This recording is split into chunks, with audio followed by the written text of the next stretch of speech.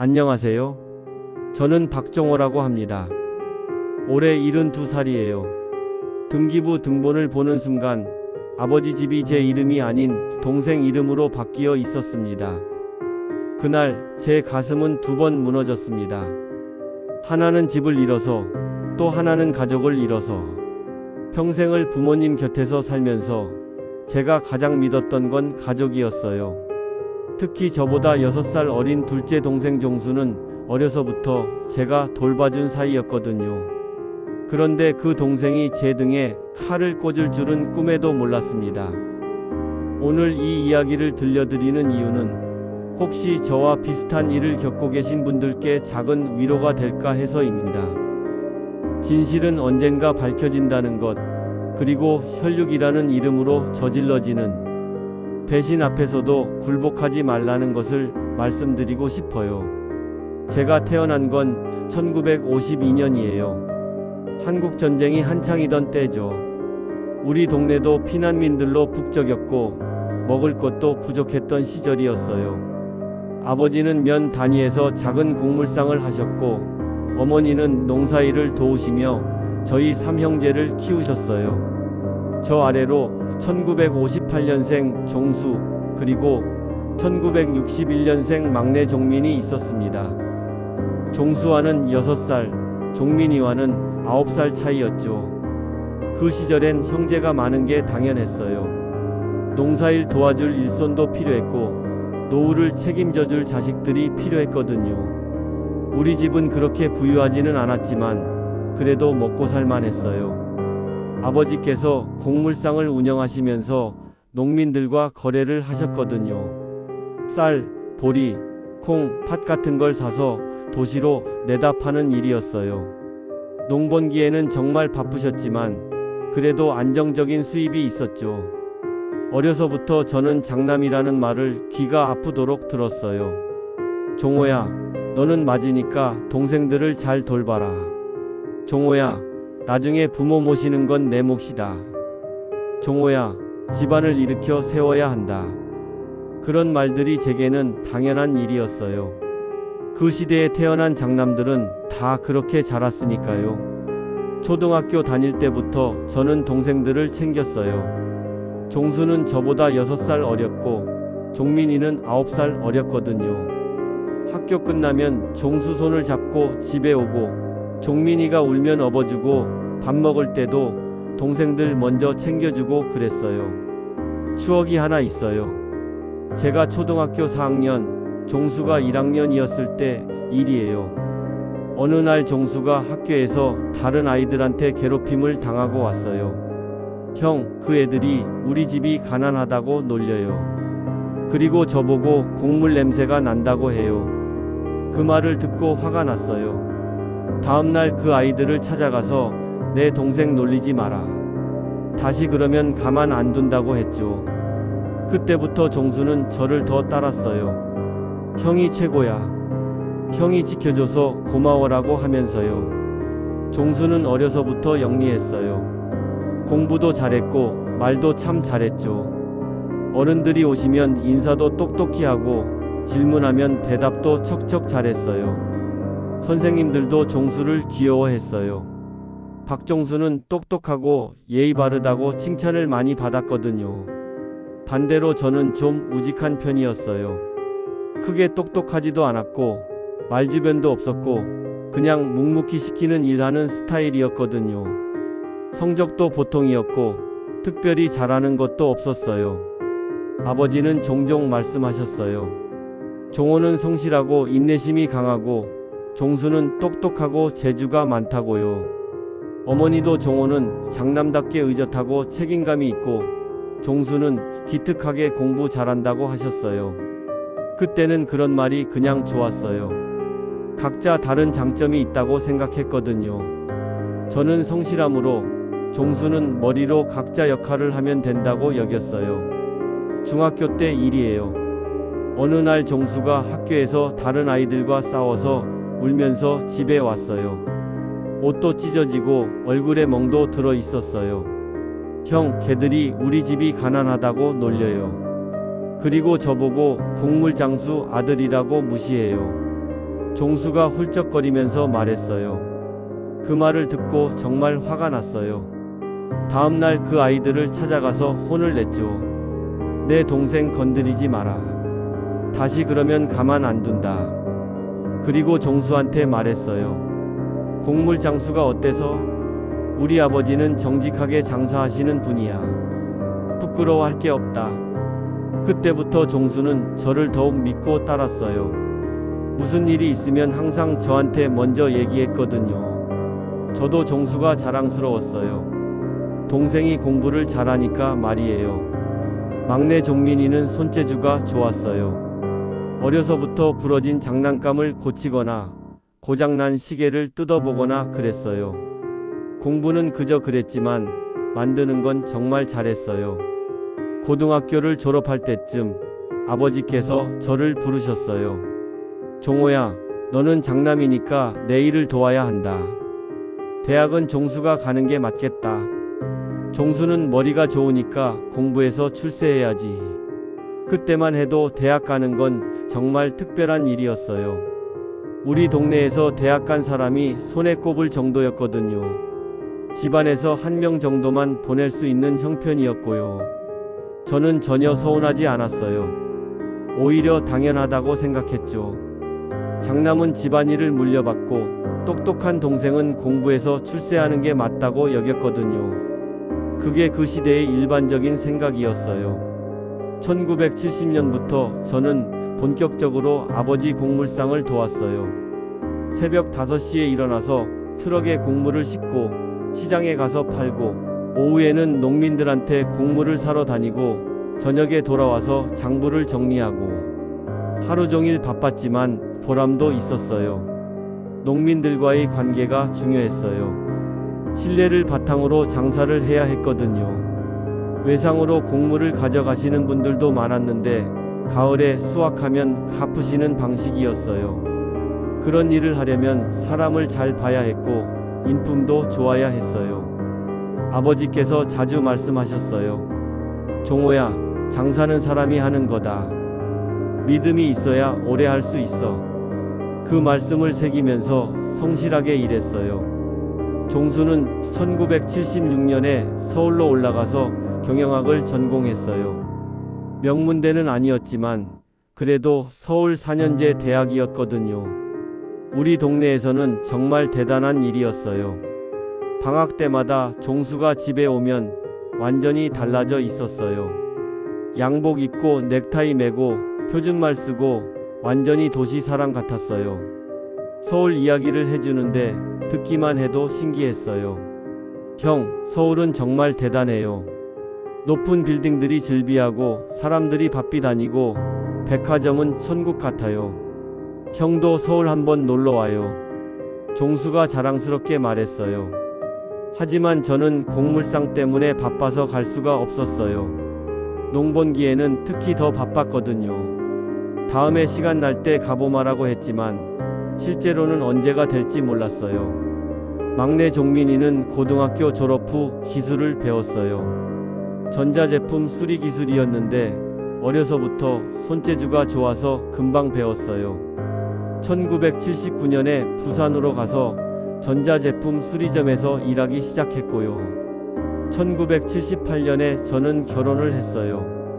아내 순자는 옆 동네에서 자란 소꿉친구였어요. 순자네 집도 농업을 하셨고 저희 집과는 집안끼리 서로 잘 알고 지내던 사이였거든요. 순자는 정말 좋은 사람이었어요. 예쁘기도 했지만 무엇보다 성격이 좋았어요. 어른들께 인사도 잘하고 집안일도 잘하고 무엇보다 마음씨가 따뜻했거든요. 중매쟁이 역할을 하신 분이 종호한테는 순자 같은 여자가 딱이다. 둘 다 성실하고 착해서 잘 어울릴 것 같다고 하셨어요.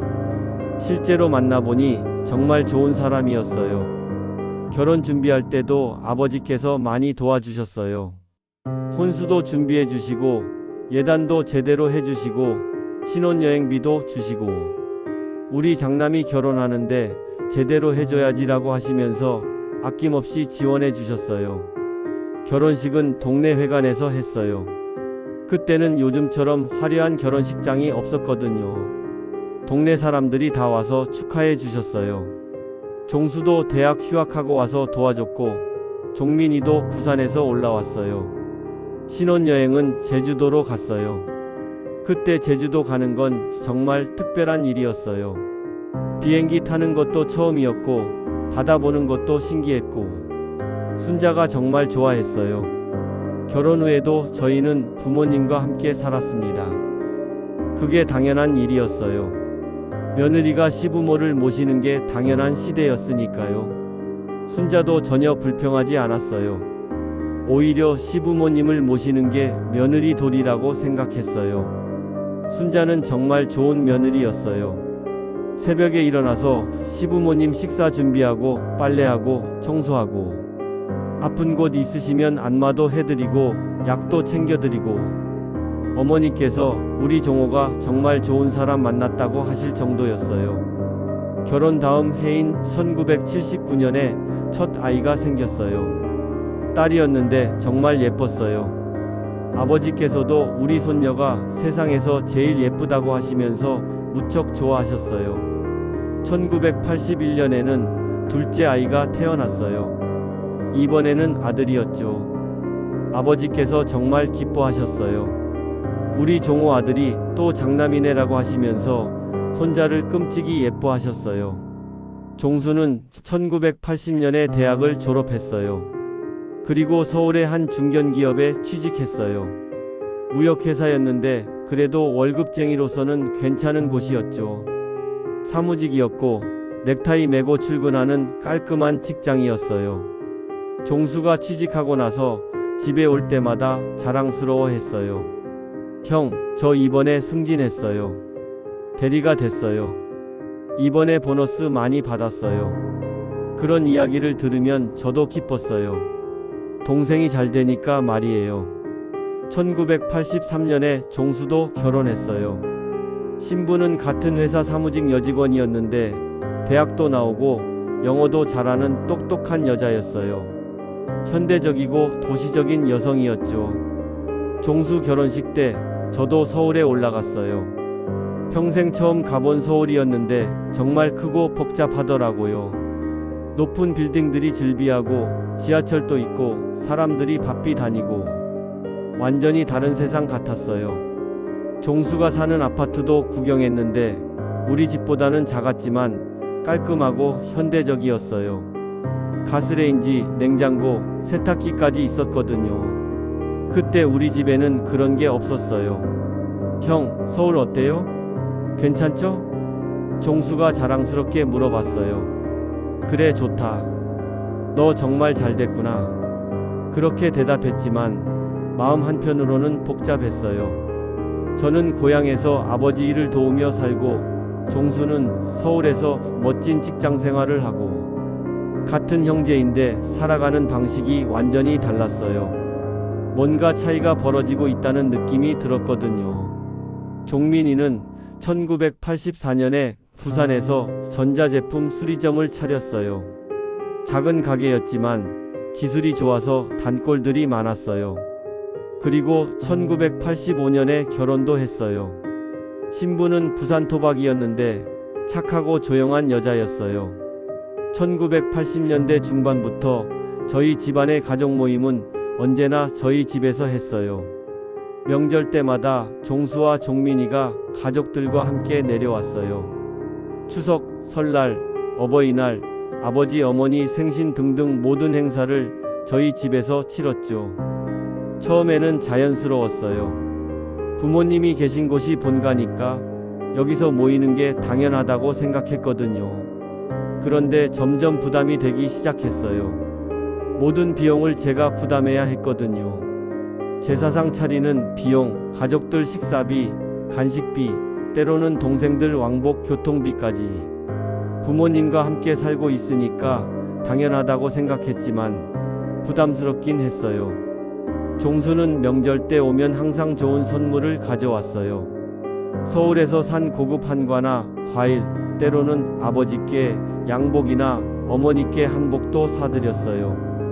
포장도 예쁘게 해와서 받는 분들이 좋아하셨어요. 종민이도 부산 특산품이나 건어물 같은 걸 가져왔어요. 멸치, 미역, 다시마 같은 것들이었는데 질 좋은 걸로 골라서 가져왔어요.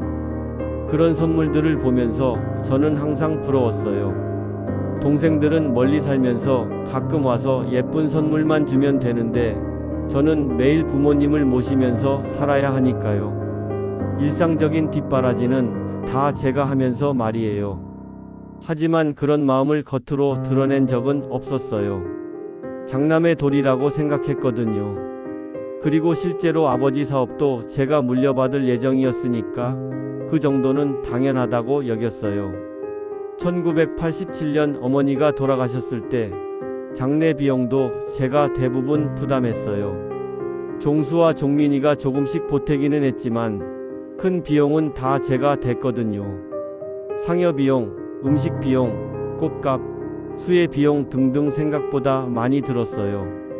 그때도 당연하다고 생각했어요. 평생 모시고 살았으니까 마지막까지 제가 책임져야 한다고 여겼거든요. 어머니 장례식 때 종수와 종민이가 많이 울었어요. 특히 종수는 형, 어머니를 제대로 모시지 못해서 죄송해요 라고 하더라고요. 그때는 그 말이 진심인 줄 알았어요. 괜찮다. 너희들도 각자 살기 바빴잖아. 어머니께서도 이해하실 거야. 그렇게 위로했죠. 어머니가 돌아가신 후에는 아버지와 저 그리고 순자와 아이들 이렇게 살았어요. 아버지는 어머니가 없어지니까 많이 외로워하셨어요. 밤에 혼자 계실 때가 많아서 자주 찾아뵈었어요. 그래서 저는 더욱 아버지 곁을 지켰죠. 사업일로 바빠도 저녁에는 아버지와 함께 시간을 보내려고 했어요. 술 한잔 하시면서 옛날 이야기도 들어드리고 TV도 함께 보고 아버지께서 자주 말씀하셨어요. 종호야, 내가 있어서 다행이다. 동생들은 멀리 있으니까 외롭겠구나. 내가 죽으면 너만 믿고 간다. 그런 말씀을 들으면 보람도 있었지만 한편으로는 무거웠어요. 1980년대 후반부터 1990년대에 들어서면서 저희 사업이 크게 성장했어요. 이제는 곡물뿐만 아니라 농자재까지 취급하게 됐거든요. 화학비료, 농약, 농기구, 비닐하우스 자재 같은 것들까지요. 그 시절 정부에서 농업 현대화 정책을 펼쳤어요. 농민들도 더 좋은 품종, 더 좋은 비료, 더 좋은 농기구를 찾게 됐고요. 저희는 그런 수요에 맞춰서 사업을 확장했어요. 저는 아버지를 도와서 새로운 사업 영역을 개척했어요. 농민들과 관계도 좋았고 성실하게 일해서 신뢰를 쌓았거든요. 외상으로 물건을 주고받는 일이 많았는데 한 번도 떼인 적이 없었어요. 박종호는 믿을 만한 사람이다. 그런 소문이 나면서 거래처가 늘어났어요. 멀리서도 저희를 찾아와서 물건을 사가는 농민들이 많았어요. 1990년대 들어서면서는 건축 자재까지 취급하게 됐어요. 시멘트, 철근, 벽돌, 타일 같은 것들이었죠. 그 시절 농촌 지역에 개발 바람이 불었거든요. 도로도 넓히고 집도 새로 짓고 공장도 들어오고 그런 일들에 필요한 자재를 저희가 공급했어요. 사업이 커지면서 직원도 늘었어요. 처음에는 아버지와 제가 둘이서 했는데 이제는 운전기사님도 3분, 사무직 직원도 2분, 창고 관리하시는 분도 1분, 2개 됐어요. 매출도 많이 늘었어요. 한 달에 몇천만 원씩 팔 때도 있었거든요. 물론 순이익은 그보다 적었지만 그래도 우리 가족이 넉넉하게 살 수 있을 정도는 됐어요. 그래서 1992년에 집도 새로 지었어요. 기존 집을 헐고 지상 2층, 지하 1층 양옥으로 새로 지은 거죠. 방도 6개 만들고 화장실도 3개, 거실도 30평 정도로 크게 만들었어요. 마당도 넓게 하고 주차장도 만들었고요. 동네에서는 제법 큰 집이었죠. 사람들이 지나가면서 박종원애가 대단하다고 말할 정도였어요. 새 집 들어가는 날 종수와 종민이가 가족들과 함께 와서 축하해줬어요. 형, 정말 대단해요. 이렇게 큰 집을 지으시다니. 종수가 감탄하면서 말했어요. 집 구석구석을 둘러보더니 형, 이 집 지으시는데 얼마나 들었어요? 라고 물어보더라고요. 정확한 금액을 말해주니까 와, 정말 많이 드셨네요 라고 했어요. 그때 아버지께서 이런 말씀을 하셨어요. 이 집은 종호가 열심히 일해서 지은 거다. 나도 늙었으니까 이제는 종호가 주인이나 마찬가지지. 그 말씀을 듣고 뿌듯했어요. 하지만 종수의 표정이 좀 복잡해 보였어요. 뭔가 부러우면서도 씁쓸한 표정이었거든요. 종민이도 마찬가지였고요. 그해 추석 때 종수가 이런 이야기를 했어요. 형은 정말 부럽습니다. 사업도 잘 되고 이렇게 큰 집도 있고.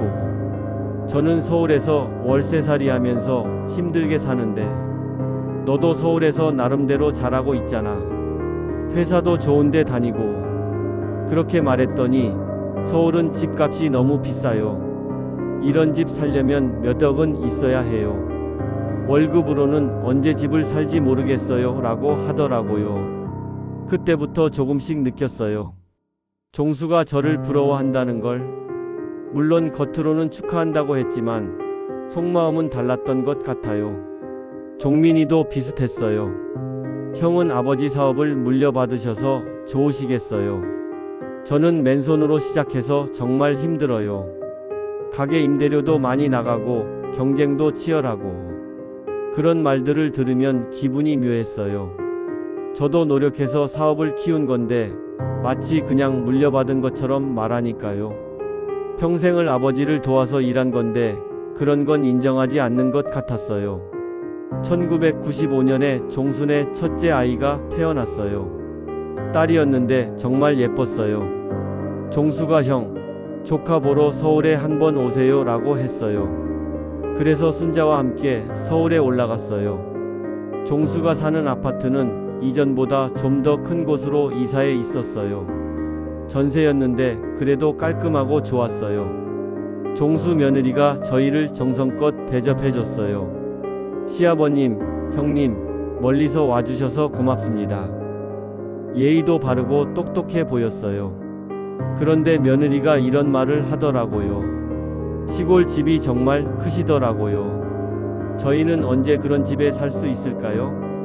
부러워하는 투였는데 왠지 기분이 좋지 않았어요. 종수도 형네 집 구경하고 와서 우리 집이 너무 작아 보여요 라고 하더라고요. 그런 말을 들으니까 뭔가 죄송하기도 하고 한편으로는 불편하기도 했어요. 1990년대 후반부터 아버지께서 건강이 조금씩 안 좋아지기 시작하셨어요. 처음에는 단순한 소화불량이나 감기 정도였는데 회복이 잘 안 되시더라고요. 병원에 모시고 가봤더니 당뇨병 초기라고 하더라고요. 관리만 잘하면 큰 문제 없다고 했지만 그때부터 신경이 쓰이기 시작했어요. 아버지께서도 나 이제 늙었나 보구나라고 하시면서 기운이 없어 보이셨어요. 사업도 점점 제가 혼자 맡아서 하게 됐어요. 처음에는 아버지께서 중요한 거래처와의 관계는 직접 관리하셨어요. 오랫동안 거래해온 분들이니까 아버지가 나서야 하는 경우가 많았거든요. 하지만 점점 그런 일도 제가 대신하게 됐어요. 2000년에 들어서면서는 아버지가 거의 사업에서 손을 뗐어요. 간혹 큰 거래처와 인사 정도만 하시고 실무는 모든 걸 제가 처리했거든요. 그런데 사업이 제 이름으로 넘어간 건 아니었어요. 여전히 아버지 명의였죠. 저는 그냥 아들로서 도와드리는 입장이었어요. 사업자 등록증도 아버지 이름이었고 모든 계약서도 아버지 이름으로 되어 있었어요. 그래도 저는 당연하다고 생각했어요. 아버지께서 살아계시는 한 아버지가 사업 주인이시고 저는 도와드리는 입장이라고 여겼거든요. 2005년쯤부터는 아버지의 당뇨가 좀 더 심해지셨어요. 혈당 수치가 계속 높게 나오고 합병증 위험도 있다고 했어요. 그래서 더 자주 병원에 다녀야 했어요. 병원비도 조금씩 늘기 시작했어요. 한 달에 30만원, 40만원 이런 식으로요. 그리고 특별한 검사를 받으실 때는 한 번에 몇십만원씩 나갔어요. 당연히 제가 다 부담했어요. 아버지를 모시고 사는 제가 병원비를 대는 게 당연하다고 생각했거든요. 2008년에는 아버지께서 고혈압까지 생기셨어요. 당뇨에 고혈압까지 있으니까 관리가 더 어려워졌어요. 약도 여러 개 드셔야 했고, 식단도 신경 써야 했고, 운동도 꾸준히 해야 했어요. 순자가 아버지 건강 관리를 정말 잘해줬어요. 당뇨에 좋은 음식만 해드리고, 약 시간도 정확히 지키게 해드리고, 혈당 체크도 도와드리고, 정말 친딸처럼 모셨어요. 그 즈음 종수가 전화를 자주 했어요. 형, 아버지 상태 어떠세요? 병원비 많이 드시죠? 관리 잘하고 계세요?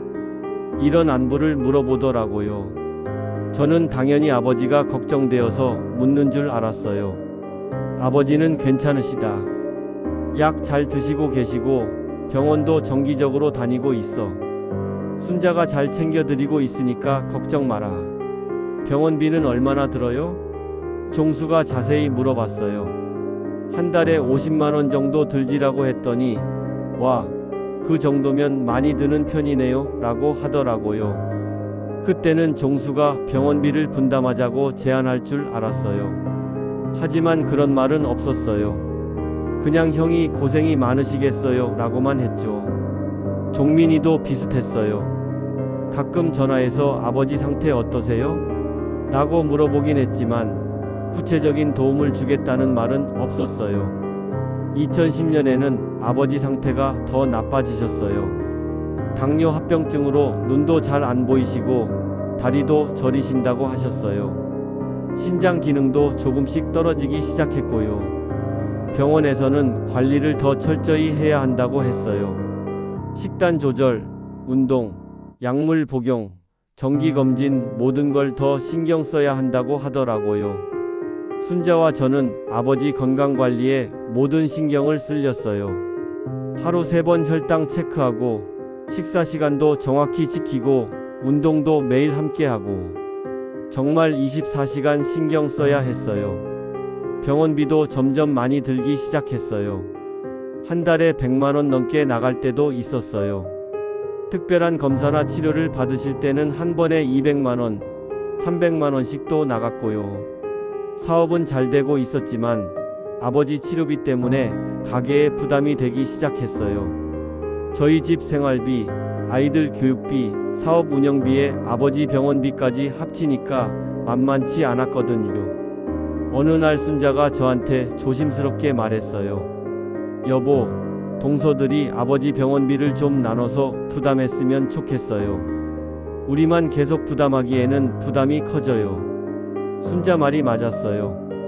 아버지는 종수와 종민이에게도 아버지신데 왜 병원비를 저만 부담해야 하는지 의문이 들었어요. 용기를 내서 종수에게 전화를 했어요. 아버지 병원비가 많이 드는데 우리 형제가 나눠서 부담하면 어떨까? 그랬더니 종수가 잠시 생각하더니 이렇게 말하더라고요. 형은 아버지 사업을 다 물려받을 예정이니까 병원비 정도는 형이 부담하는 게 맞지 않을까요? 그 말을 듣고 어이가 없었어요. 아직 아버지께서 살아계시는데 벌써부터 사업을 물려받는다고 생각하고 있는 거예요. 아버지께서 언제 돌아가신다고 그런 말을 해? 라고 화가 나서 물었더니 형도 알잖아요. 아버지 상태가 좋지 않으시다고. 그리고 형은 이미 사업을 다 맡아서 하고 계시잖아요. 사실상 형 거나 마찬가지죠 라고 하더라고요. 그때 느꼈어요. 아, 종수가 아버지 재산에 대해서 이미 계산하고 있구나. 그리고 저를 견제하고 있다는 것도 느꼈어요. 그럼 넌 아버지를 모실 생각은 없어? 라고 물었더니 형이 모시고 계시잖아요. 저는 서울에 있으니까 어쩔 수 없고요 라고 하더라고요. 종민이에게도 같은 이야기를 했어요. 아버지 병원비를 좀 나눠서 부담하자고 했더니 종민이도 비슷하게 말했어요. 형이 아버지 재산을 다 물려받으실 텐데 병원비는 형이 부담하시는 게 맞지 않나요? 그때부터 알았어요. 동생들이 이미 아버지 재산 분배에 대해서 생각하고 있다는 걸. 그리고 저만 손해보는 게 아니라 제가 모든 혜택을 받는다고 생각하고 있다는 걸요. 그 후로 몇 달 동안 동생들과의 관계가 미묘하게 변했어요. 전화통화도 예전만큼 자주 하지 않았고 명절 때 만나도 어딘지 어색했어요. 2011년 추석 때 온 가족이 모였는데 분위기가 예전 같지 않았어요. 종수와 종민이가 계속 서로 눈짓을 하는 것 같았거든요. 뭔가 둘이서 미리 이야기를 나눈 것 같았어요. 제사를 지내고 음식을 나누어 먹는데 종수가 갑자기 이런 말을 했어요. 형, 우리도 이제 나이가 드니까 미리미리 정리할 건 정리해야죠. 무슨 뜻인지 물어봤더니 재산 분배 같은 거 말이에요. 미리 정해놓으면 나중에 싸우지 않잖아요 라고 하더라고요. 그런 건 아버지께서 정하실 일이죠 라고 했더니 종수가 하지만 형은 이미 충분히 혜택을 받고 계시잖아요 라고 하는 거예요. 무슨 뜻이냐고 물었더니 형은 평생 부모님과 함께 살면서 생활비도 안 들고 아버지 사업도 물려받으셨잖아요. 집도 새로 지으셨고 그런 게 다 혜택 아닌가요? 라고 하더라고요. 그 말을 듣고 기분이 정말 나빠졌어요. 저는 부모님을 모시는 게 당연한 의무라고 생각했는데 종수는 그걸 혜택이라고 보는 거예요. 그럼 내가 부모님을 모셔볼래? 라고 했더니 종수는 형이 하고 싶어서 하는 거 아닌가요? 저희는 각자 생활이 있으니까 어쩔 수 없잖아요 라고 하더라고요. 그때 종민이도 거들었어요. 맞아요. 형은 아버지 사업도 물려받으시고 집도 새로 지으시고 많이 받으신 거 맞잖아요. 저희는 뭘 받은 게 있어요? 정말 어이가 없었어요. 평생을 부모님 모시면서 고생한 건 생각하지 않고 겉으로 보이는 것만 보고 판단하는 거예요. 너희들은 대학도 보내주시고 결혼할 때도 도움받고 그런 건 다 까먹었어? 라고 했더니 그건 부모가 자식한테 해주는 당연한 일 아닌가요? 라고 하더라고요. 그날 정말 큰 싸움이 날 뻔했어요. 아버지께서 얘들아, 내가 살아있는데 무슨 소리냐고 하시면서 화를 내셔서 그만두긴 했지만요. 그날 이후로 가족 분위기가 완전히 바뀌었어요. 종수와 종민이가 명절 때마다 재산 이야기를 슬그머니 꺼내는 거예요. 직접적으로 말하지는 않지만 돌려서 계속 그런 이야기를 했어요. 아버지께서는 그때마다 내가 살아있는데 무슨 소리냐고 하시면서 화를 내셨어요. 하지만 동생들은 포기하지 않고 계속 그런 이야기를 꺼냈어요. 2015년부터 아버지의 건강이 급속도로 나빠지기 시작했어요. 당뇨 합병증이 심해지면서 신장 기능이 많이 떨어졌거든요. 의사는 투석 준비를 해야 할 수도 있다고 했어요. 그해 여름 아버지께서 갑자기 의식을 잃으시고 쓰러지셨어요. 응급실에 실려갔는데 혈당이 너무 높아서 위험한 상황이었어요. 다행히 응급처치를 받고 깨어나셨지만 그 일로 아버지께서 많이 약해지셨어요. 이제는 거의 침대에서 보내는 시간이 많아졌어요. 그 즈음부터 종수가 자주 집에 오기 시작했어요. 아버지 문병을 온다고 했는데 올 때마다 아버지와 단둘이 방에서 오랫동안 이야기를 했어요. 어느 날 종수가 혼자 왔는데 서류 같은 걸 들고 오는 걸 봤어요. 무슨 서류야? 라고 물어봤더니 병원 서류요 라고 대답했어요. 그런데 이상했어요. 병원 서류라면 저한테 주거나 같이 봐야 하는데 아버지와만 이야기하는 거예요.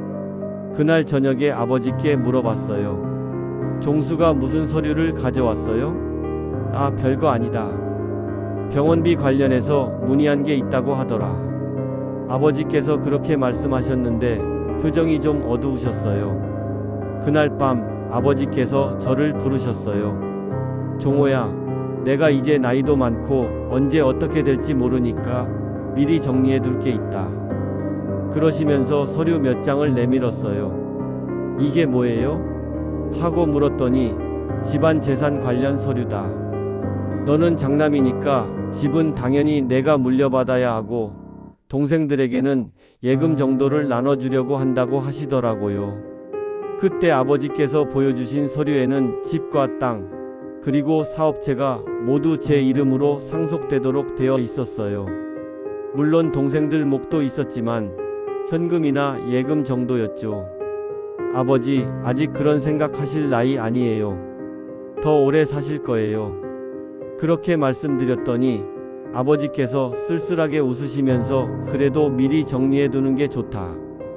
동생들이 자꾸 그런 이야기를 하니까라고 하셨어요. 동생들이 뭐라고 했어요? 물어봤더니 재산을 공평하게 나누라고 한다. 형만 편애하지 말라고 하더라고 하시더라고요. 그제야 알았어요. 종수와 종민이가 아버지께 압력을 넣고 있었던 거예요. 아픈 아버지께 그런 이야기를 하다니 정말 실망스러웠어요. 아버지, 신경 쓰지 마세요. 제가 알아서 할게요. 그렇게 말씀드렸지만 아버지께서는 계속 걱정하시는 것 같았어요. 그 후로 며칠 동안 아버지께서 계속 서류를 정리하셨어요. 은행 통장도 정리하시고 보험 서류도 찾아내시고 사업 관련 서류도 정리하시고 저는 그런 아버지를 보면서 마음이 무거웠어요. 일주일 뒤에 종수가 또 왔어요. 이번에는 종민이도 함께 왔더라고요. 둘이서 아버지와 오랫동안 이야기를 했는데 이번에는 목소리가 좀 높았어요. 뭔가 의견이 안 맞는 것 같았거든요. 문이 닫혀 있어서 자세한 내용은 들리지 않았지만 가끔씩 그건 불공평해요. 형만 편애하시면 안 돼요. 이런 말들이 들렸어요. 1시간 넘게 이야기하다가 종수와 종민이가 나왔는데 둘 다 표정이 좋지 않았어요. 저한테는 인사만 하고 그냥 갔어요. 종수와 종민이가 돌아간 후에 아버지께 물어봤어요. 무슨 이야기를 그렇게 오래 하셨어요? 아버지께서 한숨을 깊게 쉬시면서 재산 이야기를 했다. 너희들이 공평하게 나누라고 하더라고 하셨어요. 뭐라고 하셨어요? 물어봤더니 집값이 얼마인데 종호만 받는 게 말이 되냐고 하더라. 자기들도 같은 아들인데 차별받는다고 하고라고 하시더라고요. 정말 화가 났어요. 아픈 아버지한테 그런 스트레스를 주다니. 아버지, 신경 쓰지 마세요. 아버지께서 정하신 대로 하세요. 하지만 동생들 말도 일리가 있어. 똑같은 아들인데 너무 차이가 나는 것도 아버지께서 고민하시는 것 같았어요. 그때부터 조금씩 이상하다는 생각이 들기 시작했어요. 종수와 종민이가 예전보다 자주 연락을 했거든요. 그런데 저한테는 안부 인사 정도였고 아버지께는 따로 긴 전화를 드리는 것 같았어요. 2016년 설날 때 온 가족이 모였는데 분위기가 최악이었어요. 제사를 지내는 동안에도 뭔가 어색했고 음식을 먹을 때도 대화가 별로 없었어요. 그날 아버지께서 갑자기 이런 말씀을 하셨어요. 너희들 내 재산 때문에 싸우지 마라. 나는 정정당당하게 나눠주려고 한다. 그러시면서 종수와 종민이를 보시며 너희들은 각자 독립해서 잘 살고 있으니까 집은 종호가 물려받는 게 맞다. 종호는 평생 나를 모셔주었으니까 라고 하셨어요. 그랬더니 종수가 아버지, 그건 너무 불공평하지 않나요? 라고 했어요. 집값이 얼마인데 저희는 현금 몇 푼 받는 게 공평한가요? 아버지께서 집은 종호가 평생 나를 모시고 살았으니까 당연히 종호 몫이다라고 하시니까 종수가 그럼 저희는 아버지가 필요 없다는 말씀인가요? 라고 대들었어요. 종민이도 가세했어요. 저희도 아버지 아들인데 왜 차별받아야 해요? 형만 편애하시는 거 아닌가요? 아버지께서 편애가 아니라 당연한 일이다. 종호는 나를 모시고 살면서 사업도 도와주고 병원비도 대고 모든 걸 다 해줬다고 하셨어요. 그랬더니 종수가 그건 형이 선택한 일이잖아요. 저희가 강요한 게 아니고. 그리고 형은 아버지 사업도 물려받으시고 집도 새로 지으시고 이미 충분히 받으셨잖아요 라고 했어요. 그날 정말 큰 싸움이 났어요. 서로 목소리가 높아지고 감정적으로 대립했어요. 아버지께서 이 집에서 나가라 고 하시면서 화를 내셔서 그만두긴 했지만요. 결국 종수와 종민이는 그날 일찍 돌아갔어요. 가면서 종수가 저한테 이런 말을 했어요. 형, 이 문제는 그냥 넘어가지 않을 거예요. 저희도 정당한 상속권이 있거든요. 법적으로 대응할 수도 있어요.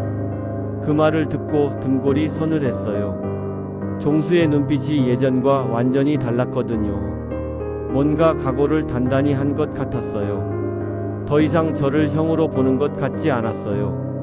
그 후로 몇 달 동안 종수와 종민이는 우리 집에 오지 않았어요. 전화도 거의 안 했고요. 아버지께서는 저놈들이 내 재산 때문에 돌아서는구나라고 하시면서 많이 상심하셨어요. 아버지, 너무 상심하지 마세요. 동생들도 시간이 지나면 이해할 거예요. 그렇게 위로했지만 아버지께서는 계속 우울해하셨어요. 그런 상황에서 아버지의 건강은 더욱 나빠졌어요. 스트레스를 많이 받으시니까 혈당 조절도 잘 안 되고 식욕도 없어 하시고 정말 걱정이 많았어요. 2017년 아버지의 건강이 더욱 악화되었어요. 당뇨 합병증으로 신장 기능이 심각하게 나빠지기 시작했거든요. 의사는 투석을 받아야 할 수도 있다고 했어요. 그해 봄 아버지께서 또 한 번 의식을 잃고 쓰러지셨어요. 이번에는 더 심각했어요. 중환자실에서 일주일을 보내셨거든요. 저는 급히 종수와 종민이에게 연락을 했어요. 아버지가 위험하다. 빨리 와라. 그제야 둘이 병원으로 왔어요. 아버지를 보고 많이 놀라더라고요. 중환자실에서 나오신 후에도 아버지는 많이 약해지셨어요. 이제는 거의 침대에서만 생활하셨어요.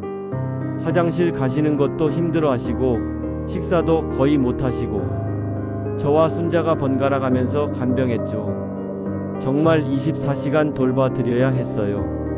기저귀도 갈아드리고 식사도 도와드리고 약도 챙겨드리고 종수와 종민이도 그때부터 자주 문병을 왔어요.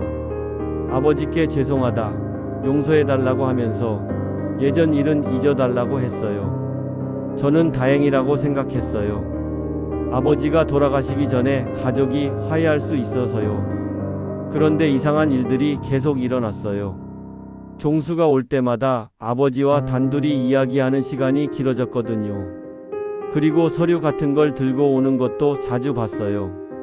어느 날 종수가 큰 봉투를 들고 왔어요.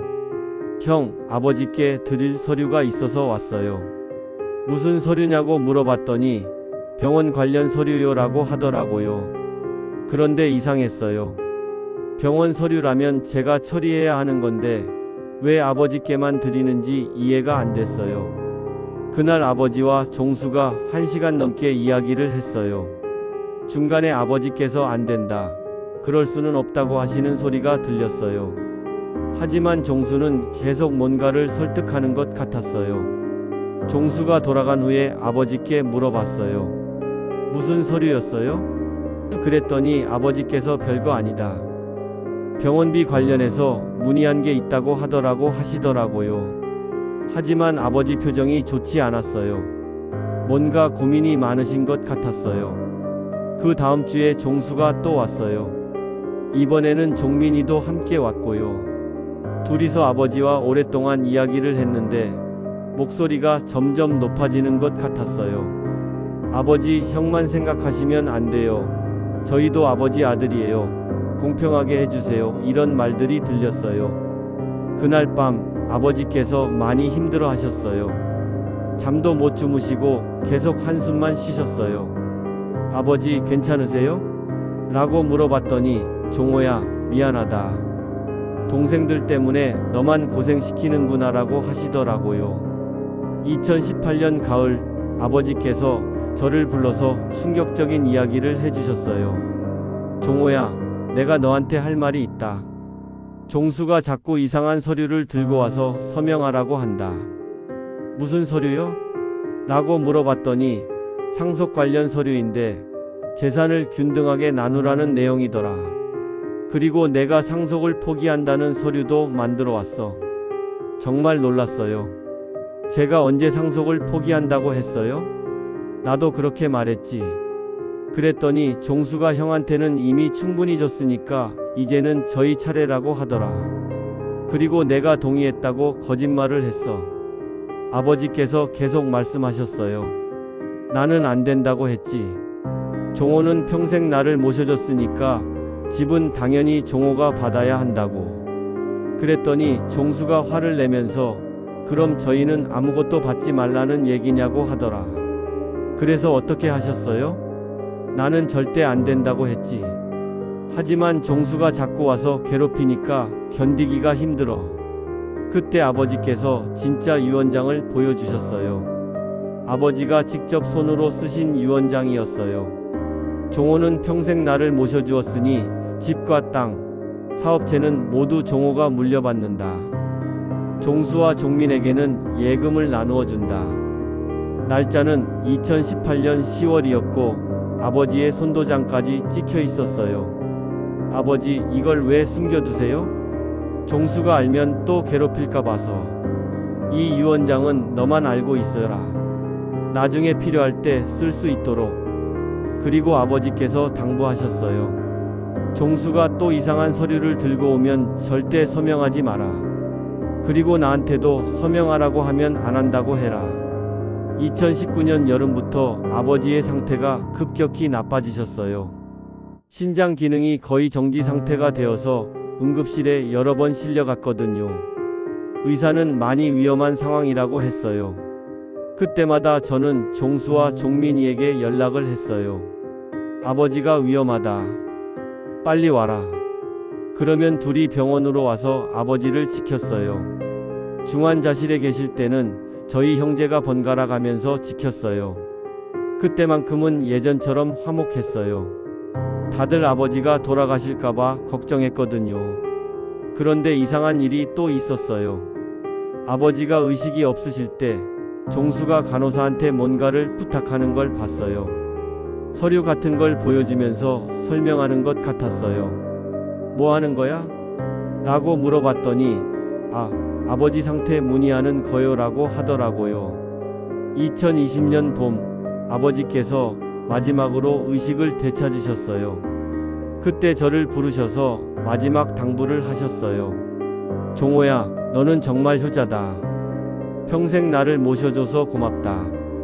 그러시면서 제 손을 꼭 잡으셨어요. 그리고 집은 당연히 내가 물려받아야 한다. 내가 직접 쓴 유언장이 있으니까 걱정하지 마라. 동생들한테는 내가 따로 얘기해뒀다. 아버지, 오래 사세요. 아직 가시면 안 돼요. 내 수명은 다 됐구나. 하지만 너만 있으면 안심이다. 종수와 종민이가 나쁜 마음을 먹고 있는 것 같은데 절대 속지 마라. 그것이 아버지와 나눈 마지막 대화였어요. 아버지께서 돌아가신 건 그로부터 이틀 뒤였어요. 새벽에 조용히 숨을 거두셨어요. 임종을 지킨 건 저와 순자였어요. 종수와 종민이는 연락을 받고 급히 왔죠. 장례는 3일장으로 치렀어요. 동네 사람들도 많이 와서 조문해 주셨고 아버지를 좋아했던 분들이 눈물을 많이 흘렸어요. 저희 형제도 그때만큼은 화목하게 장례를 치렀어요. 장례 비용도 당연히 제가 대부분 부담했어요. 수백만 원이 들었지만 아버지를 잘 모셔드리고 싶었거든요. 장례를 치른 지 일주일 후 종수가 집에 왔어요. 형, 이제 아버지 유산 정리해야죠. 그러면서 서류 뭉치를 내밀었어요. 그 서류를 보고 저는 깜짝 놀랐어요. 아버지께서 생전에 보여주신 것과 내용이 완전히 달랐거든요. 집과 땅, 사업체가 모두 3등분으로 되어 있었어요. 이게 뭐야? 아버지께서는 집은 내가 물려받는다고 하셨는데? 그랬더니 종수가 아버지께서 마음을 바꾸셨어요. 형제간에 공평하게 나누는 게 맞다고 하시더라고요 라고 했어요. 언제 그렇게 말씀하셨어? 황당해서 물어봤더니 아버지 돌아가시기 전에 직접 말씀하셨어요. 형도 이미 충분히 받았으니까 이제는 공평하게 나누자고요 라고 하더라고요. 그런데 더 충격적인 건 그 다음이었어요. 종수가 또 다른 서류를 꺼내면서 그리고 형이 상속을 포기한다고 서명한 서류도 있어요 라고 하는 거예요. 내가 언제 그런 서류에 서명했어? 정말 황당해서 그렇게 물었더니 형이 까먹으셨나 보네요. 아버지 병원에 계실 때 서명하셨어요 라고 했어요. 그 서류를 보니까 정말 제 서명이 되어 있었어요. 하지만 저는 그런 서류에 서명한 기억이 전혀 없었거든요. 이거 내 서명이 아니야. 소리쳤더니 종수가 형, 이런 식으로 나오시면 곤란해요. 증인도 있어요 라고 하더라고요. 그때 종민이도 나타났어요. 형, 저도 봤어요. 분명히 서명하셨어요. 둘이 작당해서 저를 거짓말쟁이로 만들려고 하는 것 같았어요. 그날 밤 저는 잠을 한숨도 못 잤어요. 계속 그 서류들이 머릿속에 맴돌았거든요. 분명히 아버지께서는 집을 제가 물려받는다고 하셨는데 어떻게 이런 일이 일어날 수 있는지 이해가 안 됐어요. 며칠 후에 더 충격적인 일이 일어났어요. 등기부 등본을 떼어보니까 집이 벌써 종수 이름으로 바뀌어 있는 거예요. 언제 그런 일이 일어났는지도 모르겠더라고요. 종수에게 전화를 걸어서 따졌어요. 너 언제 등기를 바꿨어? 형이 상속 포기 서류에 서명했으니까 법적으로 처리한 거예요. 모든 절차는 합법적으로 했어요. 나는 그런 서류에 서명한 적이 없다고 했잖아. 목소리가 커졌는데 종수가 형, 이런 식으로 나오시면 법적으로 대응할 수밖에 없어요 라고 차갑게 말하더라고요. 그때 처음으로 깨달았어요. 아, 이 사람들이 처음부터 계획을 세워서 나를 속인 거구나. 평생을 믿었던 동생들이 저를 이렇게 배신할 줄은 꿈에도 몰랐어요. 더 화가 나는 건 주변 사람들의 반응이었어요. 이웃들은 아이고, 형제가 무슨 재산 때문에 싸우라고 했고, 친척들은 종호가 너무 욕심을 부리는 것 아니야? 라고 하더라고요. 특히 아버지의 형님이신 큰아버지께서 저를 불러서 이런 말씀을 하셨어요. 종호야, 너는 이미 평생 부모님과 함께 살면서 혜택을 많이 받았잖니? 이제는 동생들도 좀 생각해라. 그 말을 듣고 정말 억울했어요. 저는 평생을 부모님을 모시면서 살았는데 그걸 혜택이라고 보는 거예요. 새벽부터 밤늦게까지 아버지 사업을 도우고 아픈 아버지를 모시고 병원 다니고 병원비까지 대가면서 산 게 혜택이라고요? 순자도 많이 힘들어했어요. 여보, 우리가 뭘 잘못했길래 이런 일을 당해야 해요? 순자가 울면서 그렇게 말할 때 저도 눈물이 났어요. 종수와 종민이는 아예 연락을 끊어버렸어요. 제가 전화를 해도 받지 않고 문자 메시지도 답장이 없었어요. 마치 저를 아예 없는 사람 취급하는 것 같았어요. 변호사를 찾아가서 상담을 받아봤어요. 선생님, 제가 서명한 적이 없는 서류로 집을 빼앗겼어요. 변호사가 서류를 살펴보더니 이렇게 말하더라고요. 어르신, 이 서류에는 분명히 어르신 서명이 되어 있습니다. 증인도 있고 인감 날인도 되어 있어요. 법적으로는 유효한 서류로 보입니다. 하지만 저는 정말 서명한 기억이 없어요. 그렇다면 위조라는 걸 증명해야 하는데 그게 쉽지 않습니다. 상당한 비용과 시간이 들 거예요. 그리고 승소할 가능성도 반반입니다. 변호사 비용만 해도 몇천만 원이 든다고 했어요. 게다가 이길 수 있을지도 확실하지 않다고 하더라고요. 저희 형편으로는 감당하기 어려운 금액이었어요. 집에 돌아와서 순자와 이야기했어요. 여보, 변호사 비용이 너무 많이 들어요. 그리고 이길 수 있을지도 확실하지 않대요. 순자가 한숨을 쉬면서 말했어요. 그럼 우리가 이 집에서 나가야 하는 건가요? 평생을 살았던 집인데. 그때부터 정말 막막했어요. 70이 넘은 나이에 집을 나가서 어디서 살아야 할지, 앞으로 어떻게 살아야 할지 아무것도 보이지 않았거든요. 한 달 후에 종수가 갑자기 찾아왔어요. 형, 이 집 비워주셔야겠어요. 이제 제 명이니까 제가 처분하려고 해요. 너 정말 이러려고 그랬어? 제가 물었더니 종수가 형, 이건 감정의 문제가 아니라 법의 문제예요. 형이 상속을 포기하셨으니까 어쩔 수 없잖아요 라고 하더라고요. 나는 포기한 적이 없다고 했잖아. 목소리가 떨렸어요. 그랬더니 종수가 그럼 법정에서 뵙죠라고 차갑게 말하면서 나가버렸어요. 그날 밤 저는 아버지 영정 앞에 앉아서 하염없이 울었어요. 아버지, 제가 뭘 잘못했나요? 평생을 아버지 모시면서 살았는데 왜 이런 일이 일어나는 거예요? 한 달 넘게 잠도 제대로 못 자고 밥도 제대로 못 먹었어요. 하루하루가 지옥 같았거든요.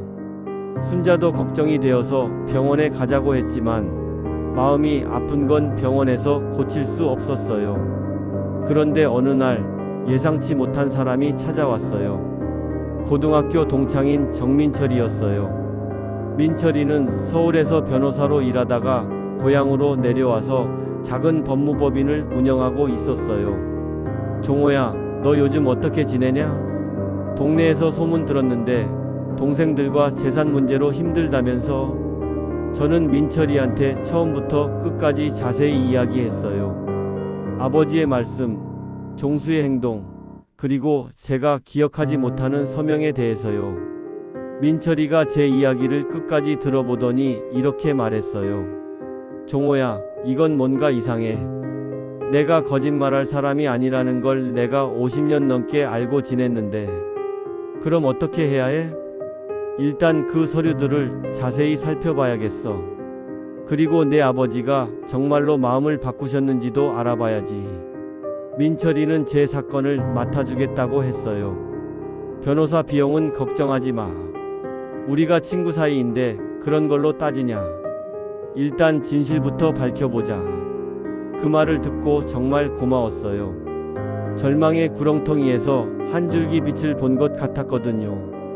민철이는 며칠 후에 다시 찾아왔어요. 그런데 표정이 심각했어요. 종호야, 내가 서류를 자세히 살펴봤는데 정말 이상한 점들이 많아. 어떤 게 이상해?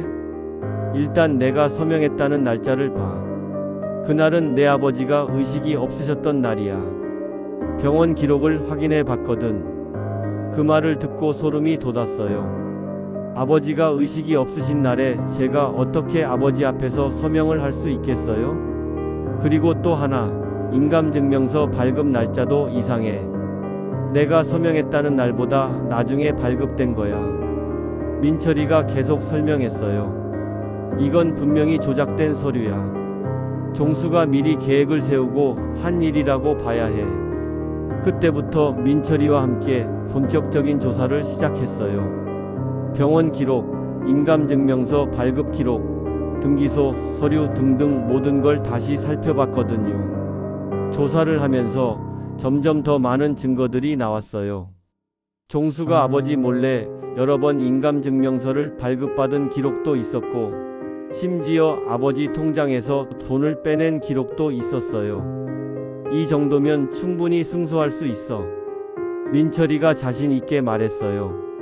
이제 법정에서 진실을 밝혀내자.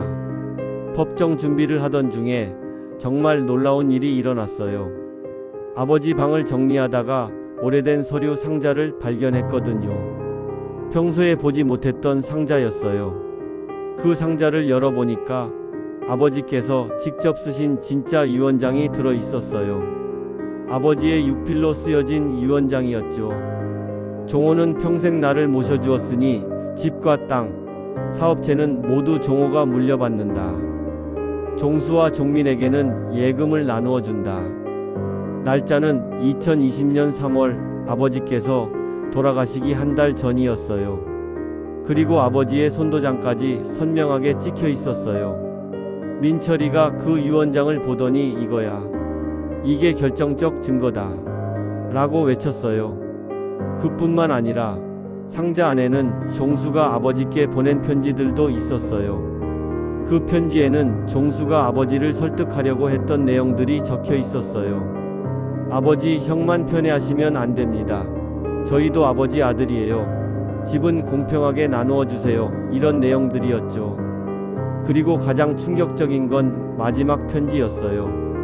아버지께서 마음을 바꾸지 않으시면 어쩔 수 없이 다른 방법을 써야겠습니다. 이 편지는 아버지께서 돌아가시기 2주 전에 쓰여진 거였어요. 종수가 이미 그때부터 다른 방법, 즉 서류 조작을 계획하고 있었던 거죠.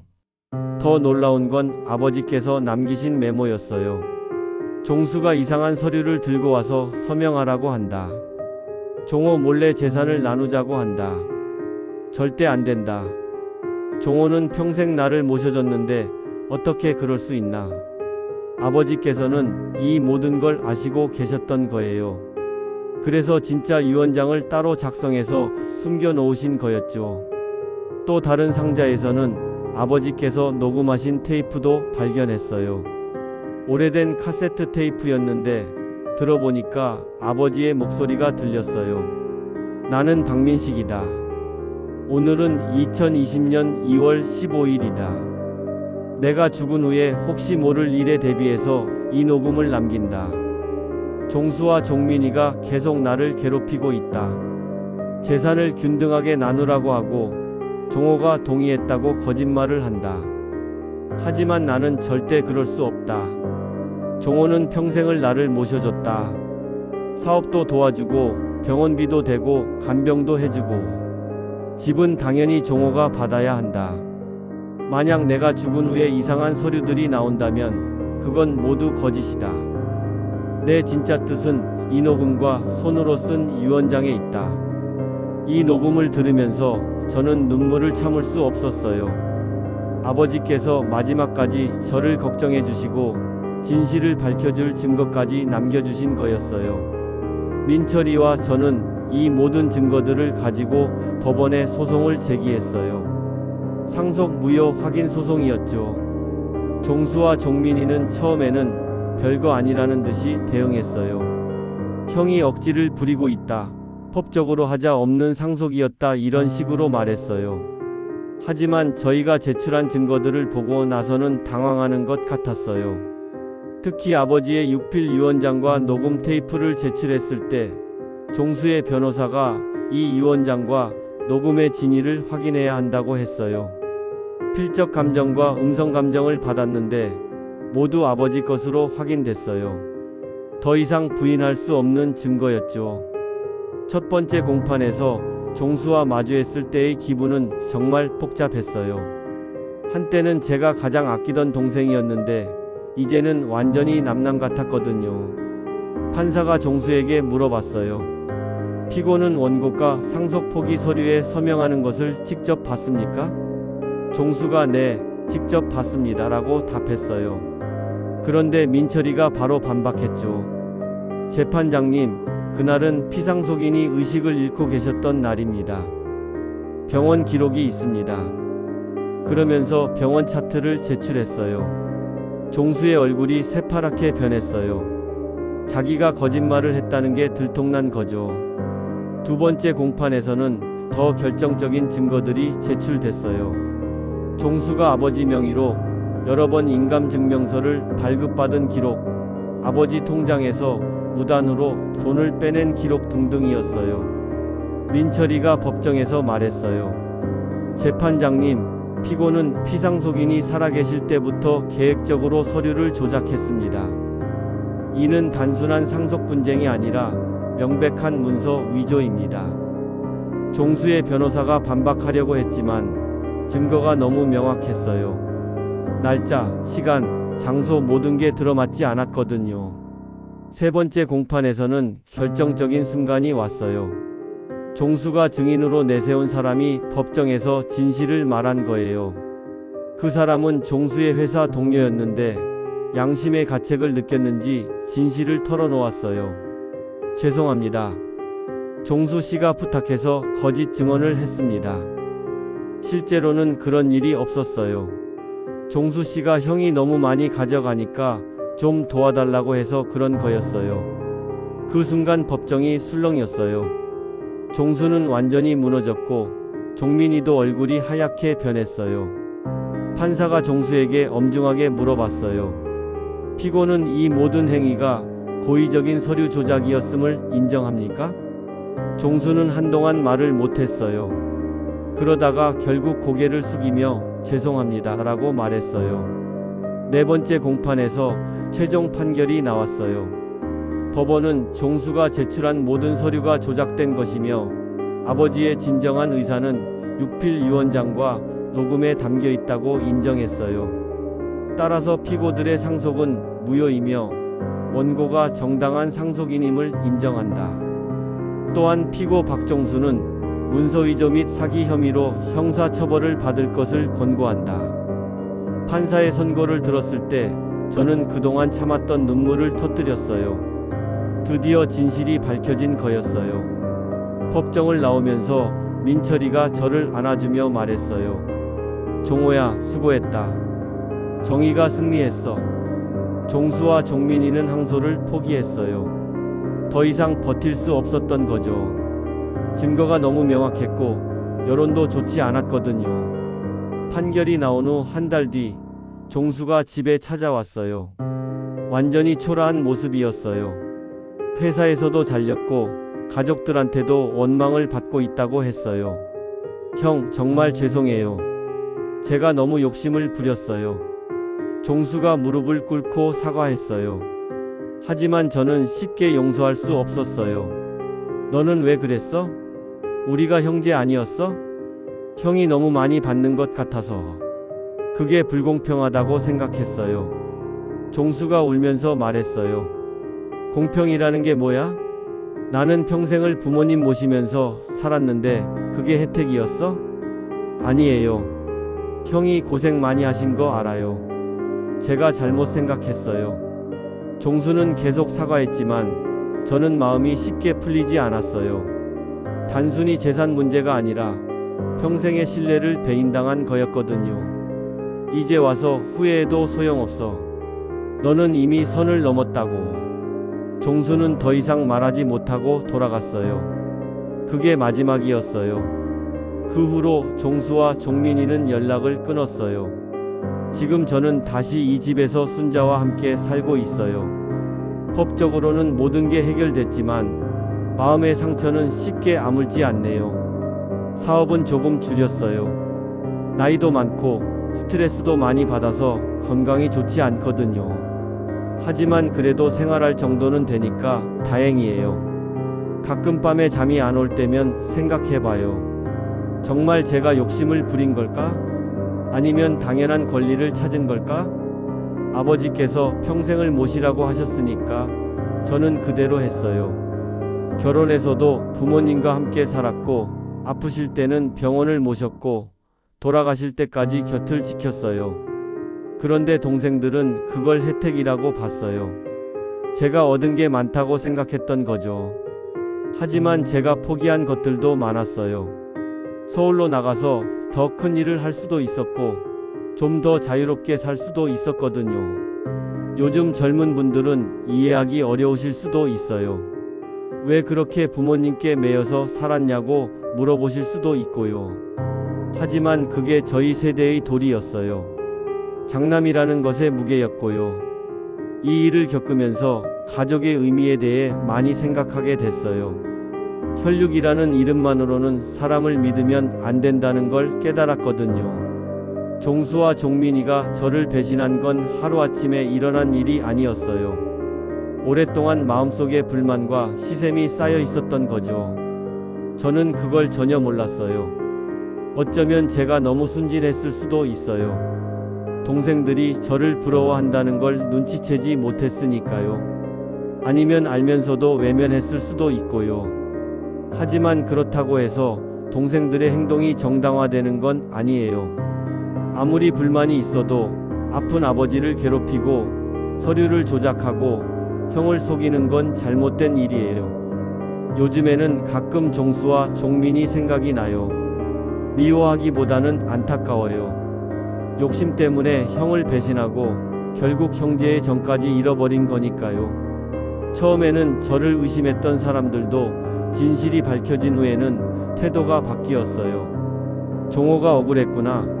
동생들이 너무했다고 말하더라고요. 하지만 그런 말들을 들어도 기분이 좋지 않았어요.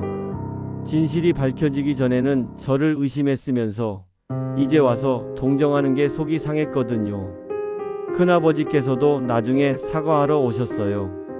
종호야, 삼촌이 잘못 봤다. 내가 억울했구나.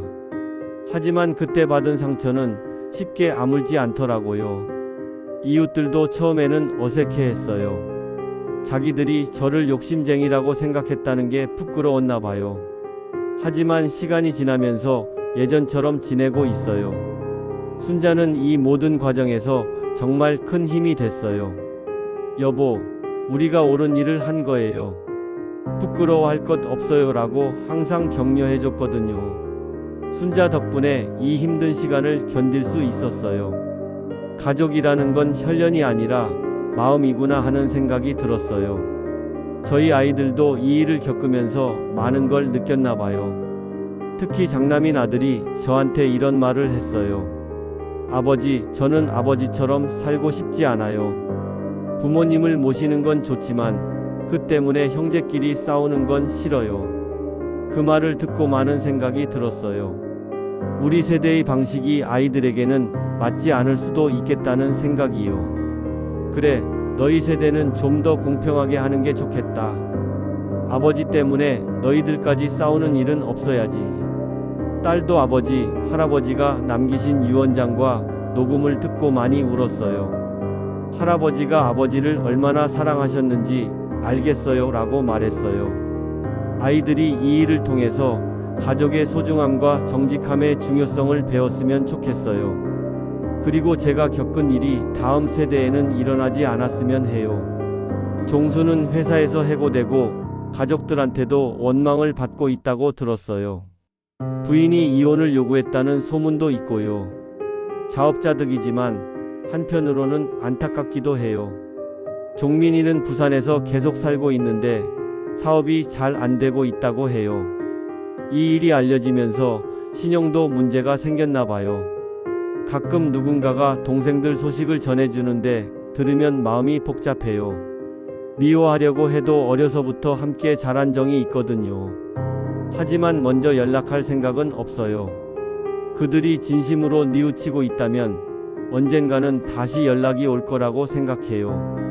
종수는 문서 위조와 사기 혐의로 기소되어서 실형을 선고받았어요. 1년 6개월이었는데 집행유예가 붙었어요.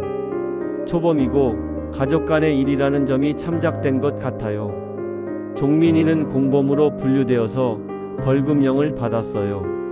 직접 서류를 조작하지는 않았지만 거짓 증언을 했다는 이유였어요. 저는 처음에는 강력하게 처벌받기를 원했어요. 하지만 민철이가 너무 감정적으로 대응하지 마라. 이미 진실은 밝혀졌으니까 라고 말려서 그만뒀어요. 집과 사업체는 모두 제 명의로 다시 등록됐어요. 등기 비용이나 세금 문제는 좀 복잡했지만 민철이가 잘 처리해줬어요.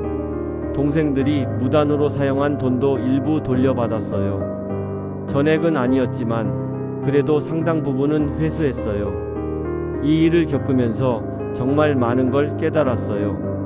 가장 큰 깨달음은 혈육이라는 이름만으로는 사람을 완전히 믿으면 안 된다는 거였어요. 사람은 욕심 앞에서 변할 수 있어요. 아무리 가까운 사이라도 이익이 걸리면 배신할 수 있다는 걸 배웠어요. 그리고 또 하나 깨달은 건 진실은 언젠가 밝혀진다는 거예요. 아무리 교묘하게 거짓말을 해도 진실을 영원히 숨길 수는 없어요. 아버지께서 마지막에 남겨주신 유언장과 녹음이 그 증거였어요. 진실을 알고 계셨기 때문에 미리 증거를 남겨두신 거였죠. 그리고 좋은 친구의 소중함도 느꼈어요. 민철이가 아니었다면 저는 정말 억울하게 당했을 거예요. 혈연보다 더 소중한 게 진정한 우정이라는 걸 깨달았어요. 요즘에는 이런 일들이 더 많이 일어나는 것 같아요. 부모님 재산 때문에 형제끼리 싸우는 일들 말이에요. 경제적으로 어려워지니까 그런 일이 더 늘어나는 것 같고요. 하지만 재산보다 더 소중한 건 가족의 정이에요. 돈은 없어져도 다시 벌 수 있지만 한 번 깨진 가족의 정은 복구하기 어려워요. 특히 부모님을 모시는 자녀들에게 말씀드리고 싶어요. 힘들어도 참고 견디세요. 나중에 반드시 보상받을 날이 올 거예요. 꼭 재산이 아니더라도 마음의 평안과 자부심을 얻을 수 있어요. 그리고 혹시 저와 비슷한 억울한 일을 당하고 계신 분들께는 절대 포기하지 말라고 말씀드리고 싶어요. 진실은 반드시 밝혀집니다. 시간이 걸려도 어려워도 끝까지 싸우세요. 지금 저는 이 집에서 순자와 함께 평안하게 살고 있어요. 사업은 아들이 도와주고 있고 저는 반은 은퇴한 상태예요. 건강도 예전보다 좋아졌어요. 스트레스가 없어지니까 혈압도 내려갔고 잠도 잘 오고 식욕도 돌아왔어요. 요즘에는 동네 노인회 활동도 하고 있어요. 비슷한 경험을 한 분들과 이야기를 나누면서 위로도 받고 위로도 해드리고 해요. 가끔 아버지 생각이 나면 영정 앞에 앉아서 말씀드려요. 아버지, 제가 끝까지 포기하지 않았어요. 아버지의 뜻을 지켰어요. 그러면 아버지께서 웃으시는 것 같아요. 종호야, 잘했다. 너는 정말 효자다라고 말씀하시는 것 같고요. 여러분, 저는 72살이에요. 인생의 대부분을 살았죠. 이제 몇 년을 더 살 수 있을지 모르지만 적어도 이 집에서 평안하게 여생을 보낼 수 있게 되었어요. 제가 오늘 이긴 이야기를 들려드린 이유는 3가지예요. 첫째, 혹시 저와 비슷한 일을 겪고 계신 분들께 희망을 드리고 싶어서예요. 아무리 절망적인 상황이라도 포기하지 마세요. 진실은 반드시 밝혀집니다. 둘째, 가족들끼리 이런 일이 일어나지 않았으면 해서예요. 재산보다 소중한 건 가족의 정이에요. 서로 이해하고 배려하면서 사세요. 셋째, 정직하게 사는 것의 중요성을 말씀드리고 싶어서예요. 당장은 손해보는 것 같아도 결국은 정직한 사람이 이깁니다. 세상에는 정의가 있어요. 비록 늦더라도 진실은 밝혀지고 잘못된 건 바로잡히죠. 그걸 믿고 살아가세요. 재산은 나눌 수 있어도 양심은 나눌 수 없습니다. 그리고 진실은 언젠가 이깁니다. 설령 가장 가까운 이가 배신하더라도 말이에요. 여러분도 혹시 힘든 일이 있으시면 끝까지 포기하지 마세요. 좋은 친구들을 곁에 두세요. 그리고 무엇보다 정직하게 사세요. 반드시 길이 있을 거예요. 마지막으로 부모님이 살아계시는 분들은 더 잘해드리세요. 돌아가시고 나면 후회해도 소용없어요. 지금 이 순간이 가장 소중한 시간입니다. 긴 이야기 들어주셔서 고맙습니다. 여러분 모두 건강하시고 가족과 화목하게 지내시길 바랍니다. 그리고 어떤 일이 있어도 진실과 정의를 포기하지 마세요. 진실은 언젠가 승리합니다. 저처럼 말이에요.